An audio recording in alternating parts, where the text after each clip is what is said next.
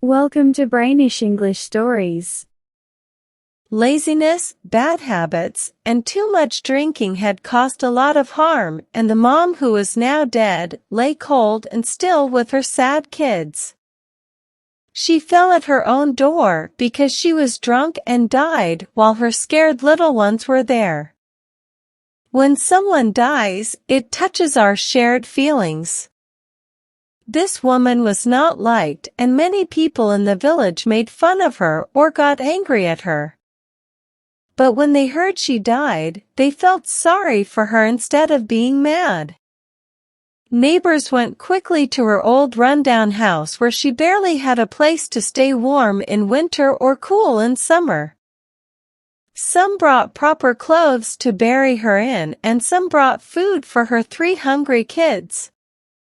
The oldest one, John, was 12 and strong, able to work for a farmer. Kate was between 10 and 11 and was smart and quick, but the littlest, Maggie, was very sick. 2 years ago, she fell from a window and hurt her back, so she couldn't get out of bed without her mom's help. What should we do about the kids? That's what everyone was talking about. The mom was going to be buried and didn't need any help, but the kids couldn't be left alone.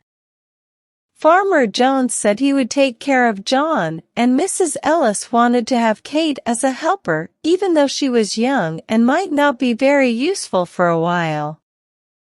"I could do better, I think," said Mrs. Ellis. "But since no one else seems to want her, I'll do my duty. I expect she'll be a bit of a challenge since she's used to doing what she wants."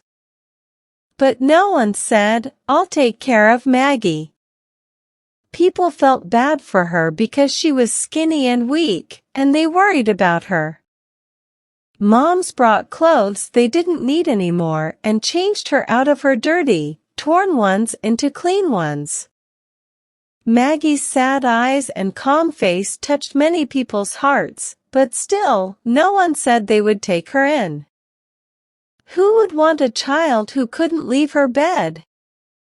"Send her to a place for poor people," said a rough man when someone asked, "What should we do with Maggie?" "Nobody wants to be bothered with her."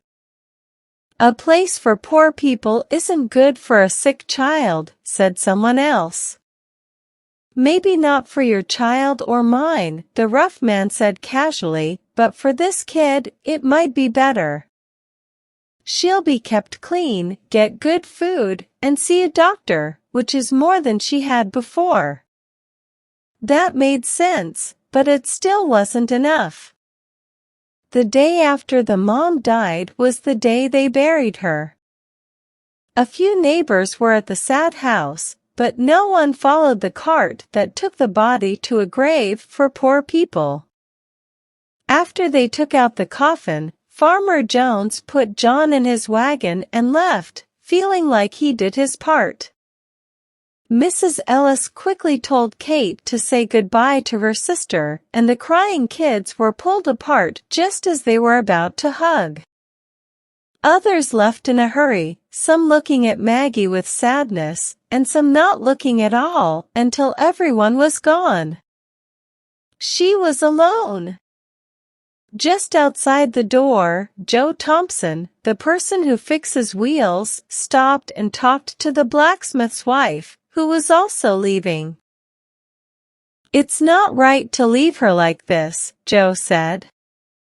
"Then take her to the place for poor people." "She has to go there," the blacksmith's wife said, running off and leaving Joe behind. For a little while, Joe stood there looking confused. Then he turned around and went back into the house. Maggie had managed to sit up on the bed, even though it was hard for her, and she was looking at the door where everyone had just left. She looked scared and worried. "Oh, Mr. Thompson," she cried, catching her breath, "please don't leave me here all alone." Joe Thompson, even though he seemed rough on the outside, had a kind heart. He liked kids and was happy when they came to his workshop, where he fixed sleds and wagons for the village kids without asking for money. "Don't worry, dear," he said in a gentle voice, going to the bed and bending over the child. "You won't be left alone." He carefully covered her with clean blankets that a neighbor had brought, and then, lifting her in his strong arms, carried her outside and across the field to his home. Joe Thompson's wife, who didn't have any kids of her own, wasn't always nice, and she didn't like to do things for others. Joe was unsure of how she would react when he got home. Mrs. Thompson saw him coming from the window and met him with an annoyed look a few steps away from the door. Joe was holding a precious burden, and he knew it was precious. As he held the sick child close, a feeling of tenderness surrounded them both. They were connected in a special way, and love was starting to grow. "What do you have there?" Mrs. Thompson asked, sounding upset. Maggie felt scared and moved closer to Joe. He didn't say anything, but his look said, "Wait a moment for an explanation, and please be kind." He went inside and took Maggie to a small room on the first floor and put her on a bed. Then he stepped back, closed the door, and stood face to face with his grumpy wife in the hallway. "You didn't bring that sick kid home, did you?" Mrs. Joe Thompson's voice sounded angry and surprised, and her face was red. "Sometimes women's hearts are too hard," Joe said. Usually, he would stay away from his wife when she got angry, or he would stay quiet and not argue. So, he was surprised that he now looked determined and had a strong gaze. Women's hearts aren't as hard as men's. Joe quickly realized that his firm attitude was making an impression on his wife. He answered quickly and with real anger, "Maybe that's true," but every woman at the funeral turned away from the sick child's face. When the cart took her mom's body away, they left her alone in that old hut, with barely any sunlight left. "Where were John and Kate?" Mrs. Thompson asked. "Farmer Jones took John in his wagon and left. Kate went home with Mrs. Ellis. But nobody wanted the poor sick one. They all said, 'Send her to a place for poor people.' Why didn't you let her go then? Why did you bring her here?" Mrs. Thompson demanded. "She can't walk to the place for poor people," Joe explained. "Someone has to carry her, and I'm strong enough for that." "Then why didn't you keep going?" "Why did you stop here?" his wife asked. "I don't do things without thinking. I need to talk to the people in charge first and get permission." His wife couldn't argue with that. "When will you talk to them?" she asked, sounding impatient. "Tomorrow." "Why wait until tomorrow?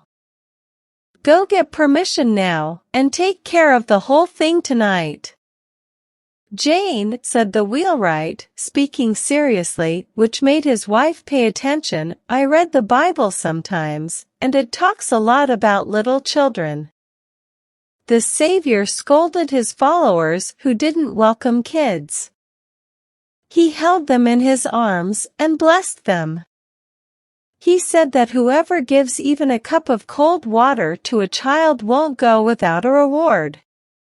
So, it's not a big thing for us to take care of this poor little girl who doesn't have a mom, even just for one night.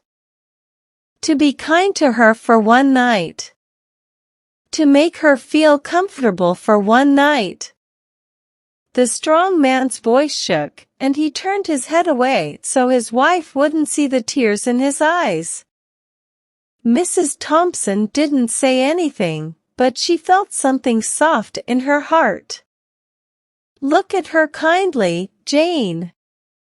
"Speak to her kindly," Joe said. "Think about her mom who died, and how lonely and sad her life will be." His heart's kindness made his words sound strong. Mrs. Thompson didn't answer, but she went into the small room where Joe had put Maggie. Joe didn't follow her. He saw that things had changed, and he thought it would be good to leave his wife alone with the child.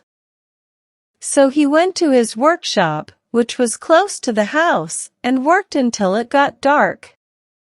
A light shining from the small room's windows caught Joe's attention when he turned towards the house. It was a good sign. The path he was on led him by the windows, so he paused to look in. It was dark enough outside that no one could see him. Maggie was a bit lifted on the pillow, and the lamp was shining on her face. Mrs. Thompson was sitting by the bed, talking to Maggie, but her back was towards the window, so Joe couldn't see her face. He had to judge their conversation from Maggie's expression. Her eyes were fixed on his wife, and sometimes she seemed to say a few words. Her face looked sad and gentle, but Joe couldn't see any bitterness or pain. He took a deep breath, feeling relieved as if a heavy weight had been lifted from his heart. Joe didn't go straight to the small room when he came inside. His loud steps in the kitchen brought his wife out of the room where she was with Maggie. Joe thought it was better not to mention the child and not to show any worry about her. "When will dinner be ready?" he asked. "Soon," Mrs. Thompson replied, starting to move around busily. Her voice wasn't sharp. Joe cleaned the dirt off his hands and face from work, and then left the kitchen to go to the small room. Two big, shining eyes looked at him from the clean bed. They looked at him with affection, gratefulness, and a bit of pleading.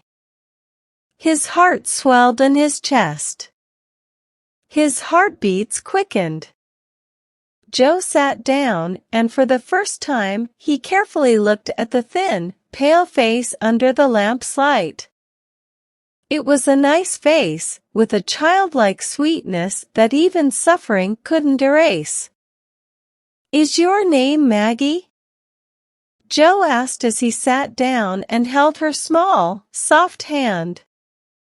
"Yes, sir." Her voice was like a gentle tune. "Have you been sick for a while?" "Yes, sir."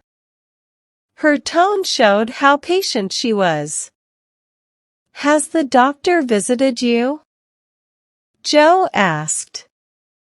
"He used to come," Maggie replied. "But not recently?" "No, sir." "Do you feel any pain?" "Sometimes, but not right now."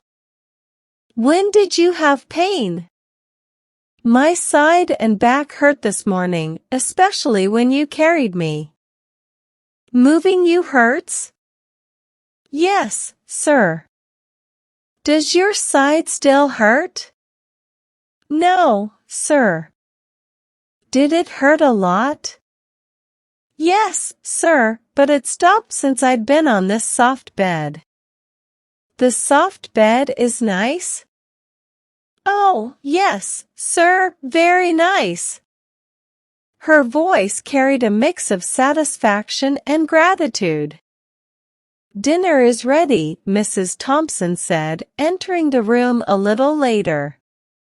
Joe looked from his wife's face to Maggie's. Maggie understood him and answered, "She can wait until we're done, and then I'll bring her some food." Mrs. Thompson tried to act uninterested, but her husband saw through the window and knew she wasn't really cold. Joe waited after they sat down at the table, expecting his wife to talk about what they were both thinking, but she stayed quiet, and he did the same. Eventually, she abruptly asked, "What are you going to do with that child?" "I thought I told you she was going to the place for poor people," Joe replied, acting surprised by her question. Mrs. Thompson looked at her husband strangely for a moment and then lowered her eyes. They didn't talk about it again during the meal. When it ended, Mrs. Thompson toasted a slice of bread, made it soft with milk and butter, and added a cup of tea. She took them to Maggie and held the tray while the hungry child ate with a happy expression. "Is it good?" Mrs. Thompson asked, seeing how much Maggie was enjoying the food. Maggie paused with the cup in her hand, and her grateful look brought old feelings back to life in Mrs. Thompson's heart that had been asleep for a long time. "We'll keep her a day or two more. She's so weak and helpless," Mrs. Joe Thompson said the next morning at breakfast in response to her husband's mention that he needed to go see the guardians of the poor about Maggie. "She might get in the way," Joe said.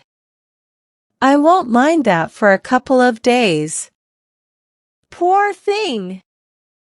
Joe didn't meet the guardians of the poor that day, the next day, or even the day after that. In fact, he never met them at all regarding Maggie, because in less than a week, Mrs. Joe Thompson would rather live in the poorhouse herself than send Maggie there. What light and joy that sick and helpless child brought into the home of Joe Thompson, the poor person who fixed wheels. The home had been dark, cold, and unhappy for a while because his wife had nothing outside of herself to care for and love. This made her bitter, irritable, and self-punishing. But now, the sweetness of the sick child, who looked at her with love, patience, and thankfulness, brought happiness to her heart. She carried Maggie in her heart as well as in her arms, like a precious treasure. As for Joe Thompson, there was no man in the area who felt happier in life than him. An angel had come into his home, looking like a sick, helpless child, and filled all the sad rooms with the warmth of love.